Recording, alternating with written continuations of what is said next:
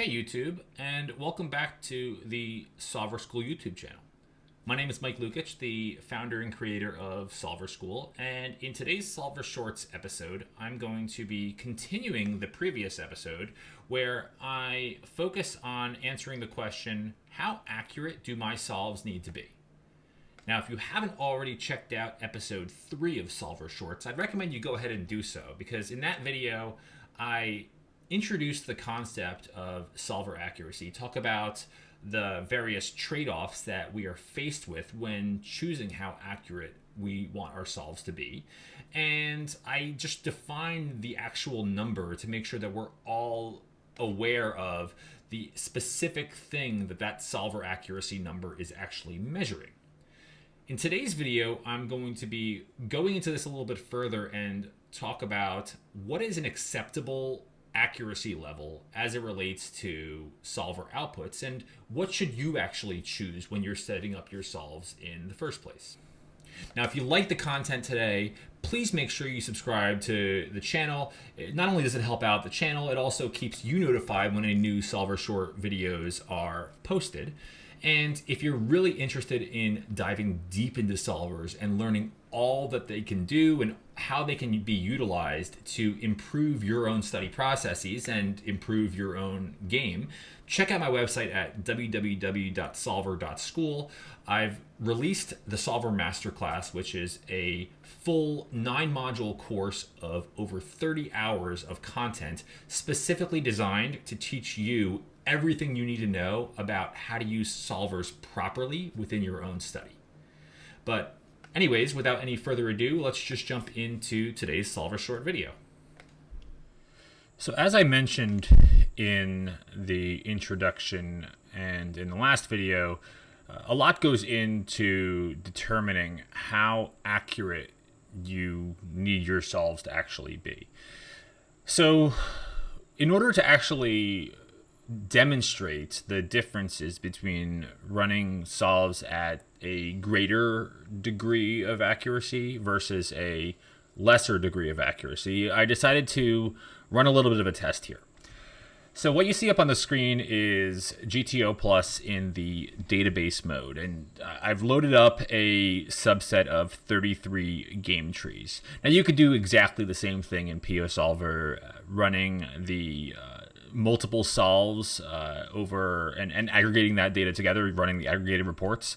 I just chose to do this in GTO Plus today. But I have this 33 flop subset that I've solved at 0.1% accuracy, and I've also solved it at 1% accuracy. So 1% accuracy meaning being a little bit of a less accurate solution. And when I say less accurate, all I'm saying is if you watched my Solver Shorts Part 3, neither player can exploit the other player's strategy for greater than 1% of the pot within this set of flops. Whereas this 0.1 accuracy is neither player can exploit the other player for more than 0.1% of the pot. So it is a somewhat large difference relative to one another. But in the grand scheme of things, they're both fairly accurate solutions. So with this game tree, I set this game tree situation up, and I'll show you the parameters. This is I believe this is a cutoff open, big blind 3 bets, and then cutoff defense for this particular scenario. So we have a starting pot of 22.5 big blinds, and that's just the big blind 3 bets to 11 after the cutoff opens to 2.5, with the small blind folding. So it's the starting pot of 22.5 big blinds, effective stacks of 89.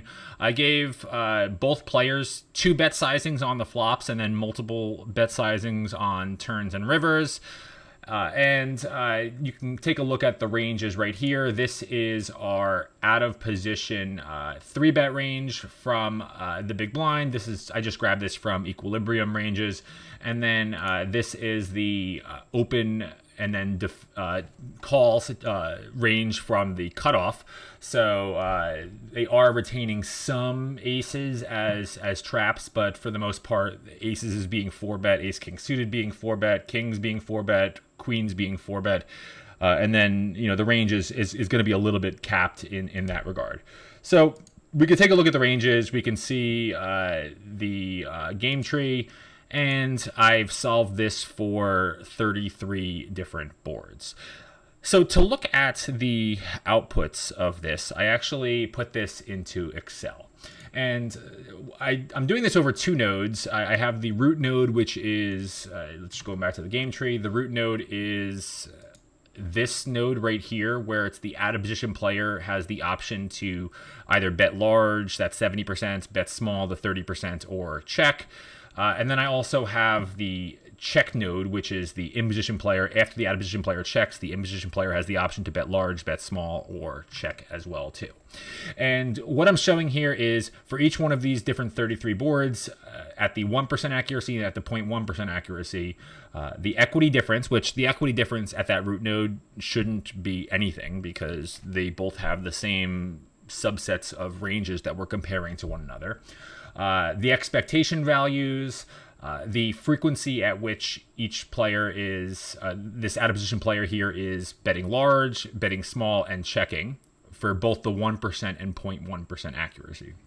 And then below, I'm showing just the delta. So I just took the value for the 1% accuracy, subtracted it from the 0.1% accuracy, and then showing some sort of conditional formatting to give you a sense of how big of a difference is it from the less accurate solution to the more accurate solution.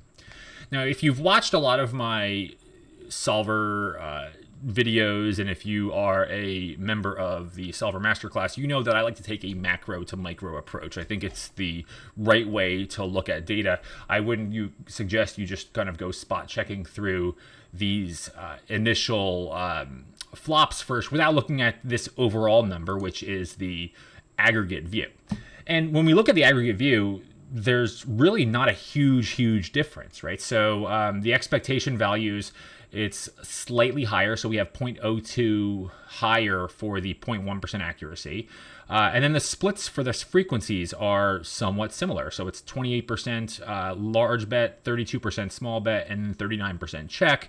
At the more accurate one, the large bet goes up by 4%, the check goes up by about 6%, and then the small bet actually goes down by about 9%. And you can see that here in this, the deltas right here at the overall view. So that may look like it's a big delta, but when you're trying to build strategies, a difference of 5 to 10% from a frequency standpoint isn't generally that much because of the degree of mixing that goes on. So, that tends to be a fairly small, just overall delta from a frequency standpoint.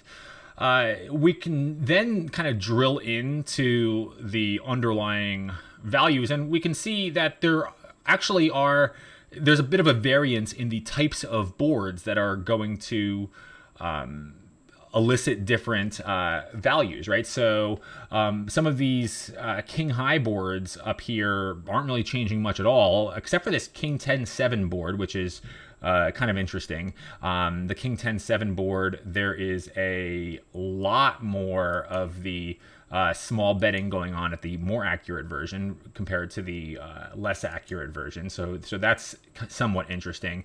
And then as we kind of go down towards the bottom of this screen, a lot of these boards towards the bottom where the equities are lower for the out of position players, there's a big delta. Primarily, actually, now there's a lot less small betting going on at the more accurate game tree as compared to the less accurate game tree. So some of the small bets here in the middle at these kind of lower equity boards are being reallocated in the more accurate game tree to either the checks or the large bets. So there is a little bit of a delta here, but I would look at this and say that for the most part, for the majority of these boards, it's not that big of a difference. But let's actually even just dive into a couple of these boards to take a look at.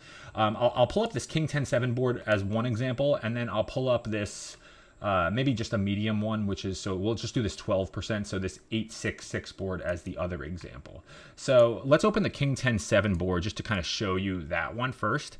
The King 10-7 board, and it is the is this King 10-7 Rainbow? No, it's the King 10-7 yes, it's the King 10-7 Rainbow board we have right here. So opening up King 10-7, we can see that at the 0.1% accuracy, we are betting small here 64% of the time, betting large 25%, checking 11%, and then at the in the other one, so this King 10-7 board here, it's 88% for the small bet size, and it's just much more small betting. Now, if I hover back and forth, so this is the 0.001% accuracy, or the 0.1% accuracy, and then this is the 1% accuracy, you're going to get some different takeaways here. And the biggest takeaway I would get from looking at this board is at the 0.1% accuracy, we're just going to shift this into a range bet. It would probably be just a pretty simple simplification to range bet this as a small bet size. Whereas when I'm looking at this, you probably still could do the same thing, but you might try to find some reasons to add in some large bets here as well too. So there is a little bit of a difference for sure, and you might change your strategy a little bit, but it's not going to be super significant. The other board that we said we're going to look at was this 886 board. So it's the 886 two-tone board. So we'll scroll down, and it's 866. So I'll open this up on the 0.1% accuracy, and I'll open it up on the 1% accuracy. So we can see that at the 1% accuracy, it's 33% large bet, 28% small bet, 39% check, and then at a lot of this small bet gets taken out at the more accurate version.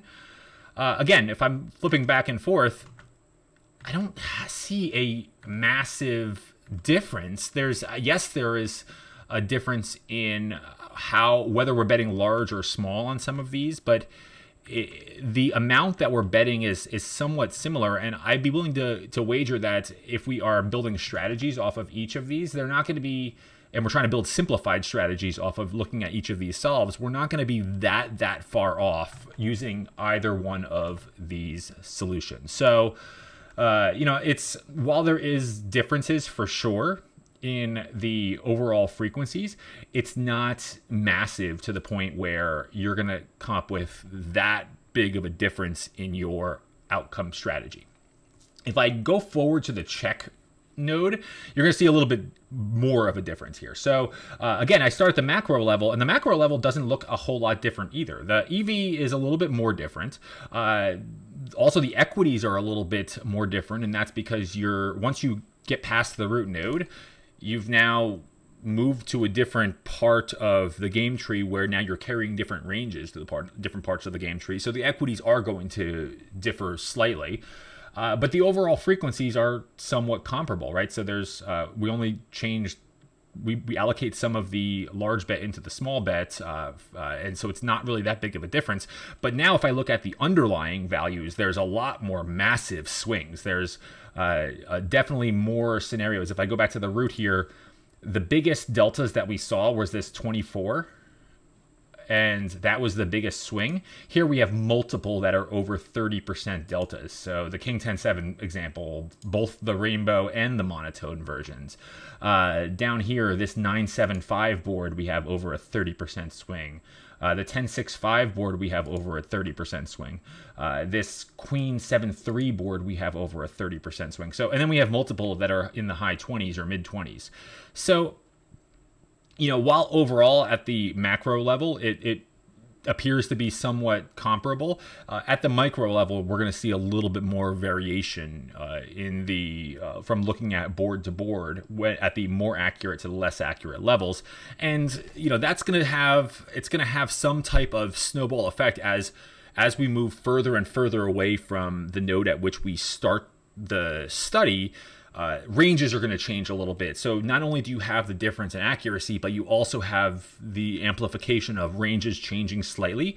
And that's going to kind of amplify a little bit, and it's going to make those deltas a little bit different to the point where you're just looking at different solutions or different solves. So my big takeaway, which I will summarize over the slides, it's that it's really going to depend. In most cases, you're fine with using a 1% or maybe even like a 1.5 or 2% accuracy if you are trying to build these high level strategies. But there are going to be instances where it's going to be better for you to try to be a little bit more accurate in your solutions. The last thing that I will call out before kind of summarizing this and wrapping it all up is that don't kill yourself trying to be too accurate here. While I'm showing you deltas in the outputs here that may look like they're somewhat significant, you can take solace in the fact that these are computer generated outputs that are going to be, one, virtually impossible for any human being to implement in game. So there is always going to be an error factor involved in any person trying to simplify this and execute it in game. But secondly, this is all based off of a set of equilibrium ranges. So you see the point of, as we move further and further away from the root node, those ranges are going to change a little bit. That's assuming you are able to guess those ranges perfectly, when in actual real game scenarios, you're not going to be able to guess those ranges perfectly. You're going to have a hard enough time entering your own ranges perfectly, let alone trying to estimate your opponent's ranges perfectly. So that range interaction is going to be off as compared to what you actually see in real gameplay. So slight differences of a couple percentage points here or there are not going to really make a huge difference overall, because even if you're slightly inaccurate as compared to the, quote unquote, optimal solution, it's going to be very far off of what the actual real true equilibrium solution looks like. But let's hop over into the slides and we can summarize all of this up. So now we've taken a look at the Excel and we can see a little bit of the data in the differences between running a lot of solutions at 1%, at 0.5%, at 0.1%. So the question here in this video that we're trying to answer is, how accurate do my solves need to be? And quite frankly, the answer is it depends. A lot of times I tend to fall with the default of 1%. I think 1% can typically be good enough for a lot of scenarios. However, I will go down to 0.5% or 0.25% if I really want a lot of precision in something. And then I might want a little bit more accuracy in my outputs. But I think 1% is a general rule of thumb is going to be good enough for the most of you. For the main reason, and I say this a lot in the Solver Masterclass course, but these solver outputs are just outputs based on our own estimates, right? So we're going to be a little bit fallible with our ranges as we enter inputs in the first place. So trying to assume that we're getting to 1% level of accuracy in this calculation when we have a hard enough time getting a lot of accuracy or getting down to that level of accuracy as we enter ranges in the first place, it's a little bit of a fool's errand to try to get to even more accurate when we have some level of inaccuracy in our input ranges anyways.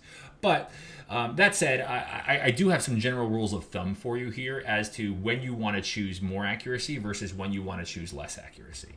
So you should choose greater accuracy when you require precise solutions for your study. And a lot of times that happens when you're working with either equilibrium ranges or ranges that you're extremely confident within. So a lot of times I do a lot of work with equilibrium ranges, and I'm trying to calculate things the way they should be in theory. In those cases there, I'm going to err on the side of more precision because I want to try to calculate something closer to the true equilibrium point. When you're working on streets further away from that root node, we saw how much it can change already from going from just one check. We've moved a little bit away from the root node, and now it can deviate significantly between greater accuracy and less accuracy there. So as you start working through streets as you start working through decision points later on in that particular street, you'll want to choose a little bit greater accuracy. And the last one is around if you have a powerful CPU that can churn through calculations and or you have the time to be able to wait for solves to run, well, then you can choose a little bit of a greater accuracy because you can actually get through those calculations either faster or you have a little bit more patience to be able to get through those calculations. You might want to choose some less accuracy when you're just looking for some general takeaways and you don't require precision. So if you're just building out strategies as to approximately what parts of your range should be checking, betting large, betting small, and you're building these general strategies where you're overall trying to incrementally improve in the way in which you execute at the table, I think less accuracy is fine. 1%, 2% accuracy is fine in your calculations. When you have less clarity over your starting ranges. So if you don't have a lot of clarity over starting ranges or you have a little bit of a margin of error there, trying to worry about being a little bit more accurate is not going to really help you much because you're just going to be more accurate towards the wrong solution. So as you have a little bit less clarity over starting ranges, then you might choose a little bit less accuracy. If you're analyzing the root node only, so if you're not going further into the game tree, then maybe you want to choose a little bit less accuracy. And then finally, if you have CPU limitations or you just need answers quickly, then you might choose a little bit less accuracy because the solver is going to run through calculations faster and you're going to get to an answer faster. And that does it for looking at solver accuracy within today's Solver Short. Well, that wraps up this two-part series on solver accuracy and this week's Solver Short video. Don't forget to subscribe to the channel by clicking on the link below and liking the video if you do like the content. By subscribing, not only are you helping the channel, but you're also getting yourself notified whenever any new Solver Short videos or really any other videos that I create as a part of this YouTube channel get dropped. I create a lot of different content on solver study and how do you actually use solvers to really get yourself better at studying this game of poker. And if all of these videos and all of this content that I put together is interesting to you and you'd like to dive deeper into the land of solvers, make sure you check out my own website at www.solver.school, where I go very, very deep into solver land. The Solver Masterclass is a 9-part course that is designed specifically to teach you how to use solvers effectively in your own study practices. So make sure you check out the Solver Masterclass, make sure you check out Solver School, and thanks again. I'll see you next time.